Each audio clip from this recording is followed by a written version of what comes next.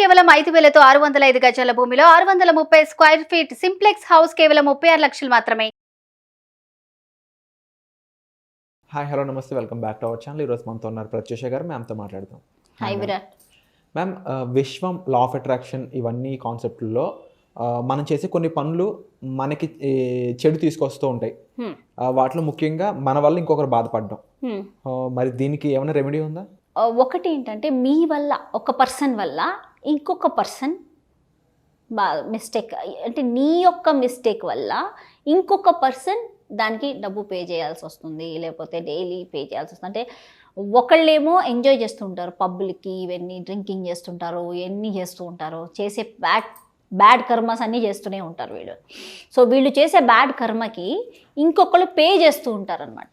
Either అది parents అయినా అవ్వచ్చు, కజిన్ బ్రదర్, సొంత బ్రదర్ అయి ఉండవచ్చు, సిస్టర్స్ అయి ఉండవచ్చు, ఎవరో మీద, వైఫ్ మీద పెట్టేసి హస్బెండ్ కూడా చాలా బ్యాడ్ హ్యాబిట్స్ చేసేయడం, వైఫ్ పే చేయడం. అంటే ఇది ఎంత వరస్ట్ బ్లాక్ అంటే, దీనివల్ల వీళ్ళు మ్యాజిక్ని వాళ్ళు చూడలేరు అనమాట.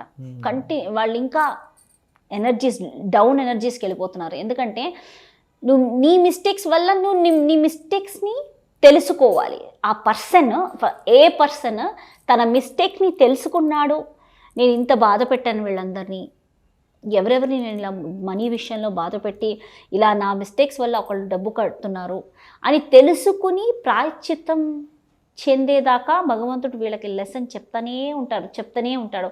నీకు లెసన్ నేర్చుకోవాల్సిందే. వీళ్ళకి ఇంకా లెసన్ నేర్చుకోవాలి. ఇదంతా మానేసి లేకపోతే మంచిగా అయిపోవడానికి ఏదో లెసన్ కావాల్సిందే. ఎవరో వచ్చి వీళ్ళని తిట్టడము, ఏదో అవ్వడము, వీళ్ళకి ఏంటంటే ఇంకా ఎవ్రీ టైం అరే ఏంటి నా లైఫ్ ఇలా ఉంది అని వాళ్ళు బాధపడుతుంటారు. ఎందుకంటే నీ మిస్టేక్స్ వల్ల ఇంకొకళ్ళు డబ్బు ఇష్టం లేకుండా కష్టంగా పే చేశారు. సో వీళ్ళ లైఫ్లో మళ్ళీ ఇవే సిచ్యువేషన్స్ క్రియేట్ అవుతూ ఉంటాయి, ఇబ్బందులు.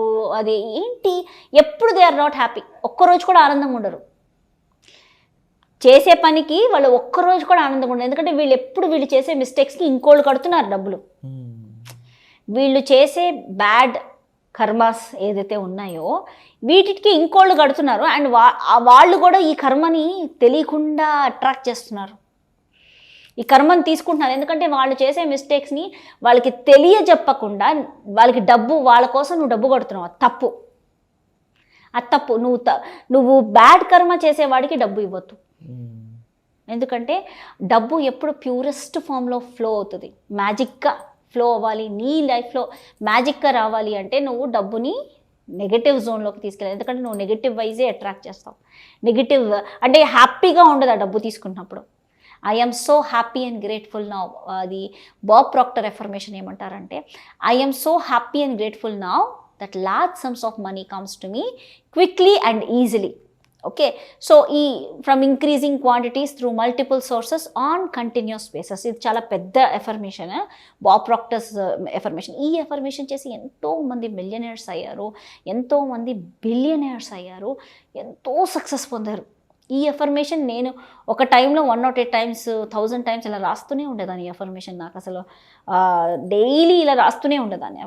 ఆ ఎఫర్మేషన్ హ్యాస్ ట్రాన్స్ఫార్మ్డ్ నా లైఫ్లోనే నేను చాలా ట్రాన్స్ఫార్మ్ అయ్యాను ఆ ఎఫర్మేషన్ వల్ల.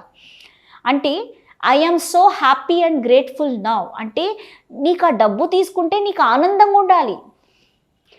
నాకు డబ్బు కావాలి కానీ ఇది వచ్చినప్పుడు నేను ఆనందంగా ఉండాలి. సో నీకు నెగిటివ్ కర్మ చేసేవాడికి నువ్వు సహాయం చేస్తున్నావు అనుకో, నీకు అక్కడ ఆనందం ఎక్కడ వస్తుంది? నువ్వు అట్రాక్ట్ చేసే మనీతో నీకు ఆనందం ఉండదు. టకటక అది అయిపోవడము, ఏదో చిక్కాకు, ఏదో బాధ వస్తూ ఉంటుందన్నమాట. సో కంపల్సరీ ఒకటి ఏంటంటే, ఎవరైతే తప్పులు చేస్తున్నారో ఫస్ట్ ఆఫ్ ఆల్ ఎవరైతే పే చేయాలనుకున్నారో పే చేయడం ఆపేయండి. పోనీలే అని జాలి చూపించకండి. ఆ మినిట్లో మీకు వాళ్ళని చూస్తే జాలి అనిపిస్తుంది, బట్ వాళ్ళు మళ్ళీ సేమ్ మిస్టేక్ చేస్తూనే ఉంటారు. ఈరోజు చేసే మిస్టేక్ రేపు మళ్ళీ చేస్తారు. మళ్ళీ సేమ్ అదే మిస్టేక్తో నీకు 3 నెలలు తిరగకుండానే మళ్ళీ అది యాక్టివేట్ చేసుకుని వస్తారనమాట. సో మళ్ళీ మీరు కట్టాల్సి వస్తుంది వాళ్ళకి. ఓకే, సో ఇలా కట్టి ఎవరు ఆ కర్మ తీసుకుంటున్నారు?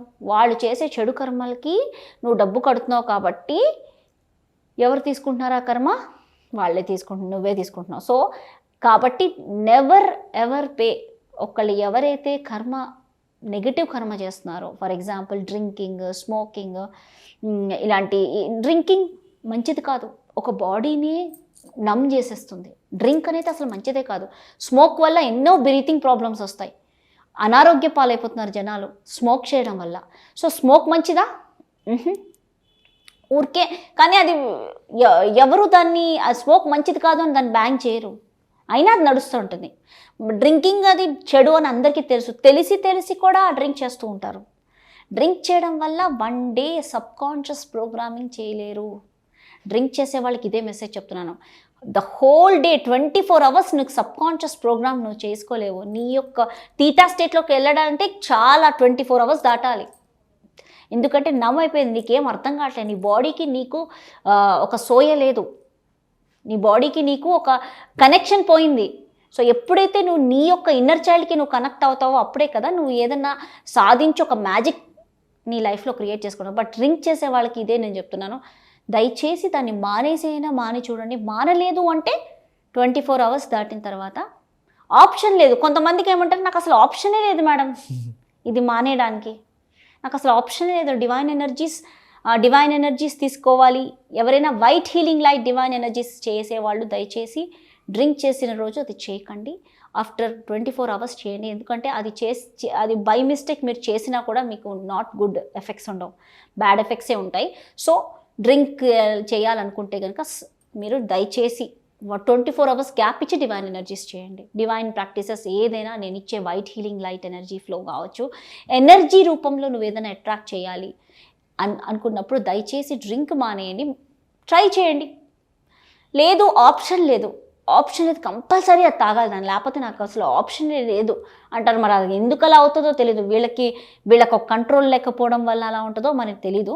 బట్ ఆప్షన్ లేని వాళ్ళు ఏదో ఒక క్లయింట్ మీటింగ్కి వెళ్ళినప్పుడు ఖచ్చితంగా వాళ్ళతో డ్రింక్ చేయాలి ఇలాంటివి ఏవో ఉంటే కనుక ఆప్షన్ లేని వాళ్ళు you take it, but 24 hours gap for any subconscious programming.